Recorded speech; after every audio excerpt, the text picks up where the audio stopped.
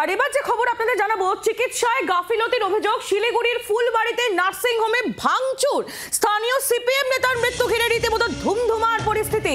চিকিৎসায় গাফিলতির অভিযোগে এই ভাঙচুর, গাফিলতির অভিযোগ যদিও অস্বীকার করেছে নার্সিং হোম। ছবি দেখতে পাচ্ছেন আপনারা, একবারে ভেঙে তছনছ করে দেওয়া হয়েছে। সিপিএম নেতা, স্থানীয় সিপিএম নেতা, তার মৃত্যু ঘিরে রীতিমতো ধুমধুমার। চিকিৎসায় গাফিলতির অভিযোগ রয়েছে হাসপাতালের বিরুদ্ধে, নার্সিং হোমের বিরুদ্ধে। শিলিগুড়ির ফুলবাড়িতে এক নার্সিং হোমে ভাঙচুর চালানো হয়েছে। গাফিলতির অভিযোগ যদিও অস্বীকার করেছে নার্সিং হোম, কিন্তু নার্সিং হোমের একাধিক জায়গায় ভাঙচুর, কাঁচ ভেঙে ভাঙচুর করা হয়েছে। দেখুন, চেয়ার টেবিল আশেপাশে যা ছিল সমস্ত ভেঙে একেবারে গুঁড়িয়ে দেওয়া হয়েছে। চিকিৎসায় গাফিলতির অভিযোগে এই ঘটনা বলে জানা যাচ্ছে। শিলিগুড়ির ফুলবাড়ির এই ঘটনা, নার্সিং হোমে ভাঙচুর, স্থানীয় সিপিএম নেতার মৃত্যু ঘিরে ধুমধুমার পরিস্থিতি।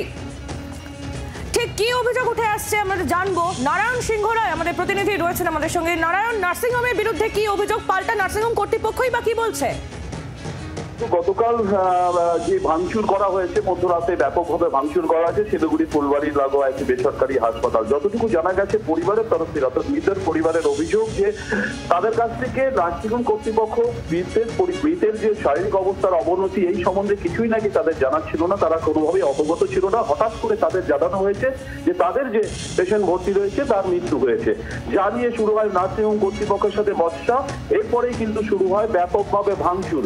যদিও নার্সিং হোম কর্তৃপক্ষের বক্তব্য যে প্রত্যেক দিন নিয়ম করে পেশেন্ট পার্টির সাথে বসে তাদের কাউন্সিলিং করা হয়, তাদের পেশেন্টের কি অবস্থায় রয়েছে তা নাকি জানানো হয়। তার সত্ত্বেও পেশেন্ট পার্টি এই তাণ্ডব চালিয়েছে বলে এবং ভাঙচুর চালিয়েছে বলে অভিযোগ। যদিও পুরো ঘটনা তদন্তে এই মুহূর্তে শিলিগুড়ি এনজিপি থানার পুলিশ রয়েছে। ধন্যবাদ নারায়ণ, নজর রাখো।